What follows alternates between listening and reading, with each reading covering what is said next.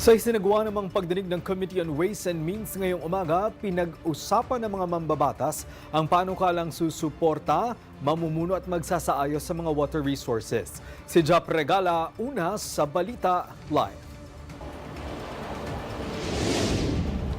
Greg, kanina nga ay giniit ng mga mambabatas ang kahalagahan ng urban water management at pagpoprotekta sa water resources ng bansa. Sa pagdinig ng komite, tinalakay ng mga mambabatas ang ilang mga panukalang batas na mangangalaga at mamumuno sa water resources lalo na sa mga urbanized area.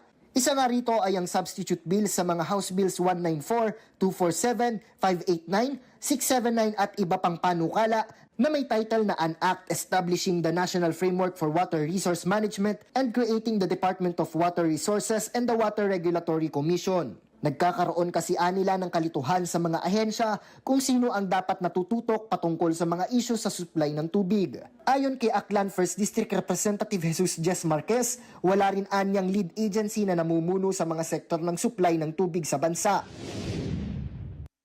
Today, the Philippine water sector operates without a lead agency. There is no unified direction, no financing coordination, no single oversight mechanism to ensure policy coherence from ridge to reef. The absence of an apex institution has led to fragmentation, overlaps in mandates, inconsistent enforcement, and conflicts among agencies. Binigyan din ni Representative Marquez ang kahalagahan ng supply ng tubig sa Metro Manila na anyay minsan sobra at minsan kulang ang tubig. In metropolitan areas, most notably the National Capital Region, water insecurity is a daily threat. Sometimes there is too much water, streets submerged, streets flooded, businesses paralyzed. Sometimes there is too little water, households enduring long rotational shortages, communities waiting in line for delivery trucks just to fill a pail of drum. Iginiit naman ni Representative Marquez ang kahalagahan ng naturang panukala. It creates order where there is fragmentation, clarity where there is confusion, and accountability where there is none.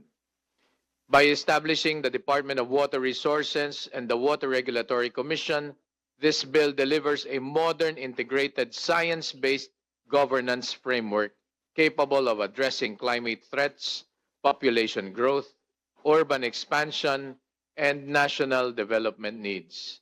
Suportado naman ng Metropolitan Water Works and Sewerage System at Department of Public Works and Highways ang naturang panukala. Samantala, inaprubahan naman ng komite ang mga revenue provisions sa ilalim ng panukalang National Water Resources Management Act. Greg, umaasa naman ng mga mambabatas na maipapasa na ang naturang substitute bill na siyang lumusot na noong 19th Congress sa ikatlo at huling pagbasa. At yan muna ang update dito sa Kamara, balik muna sa iyo.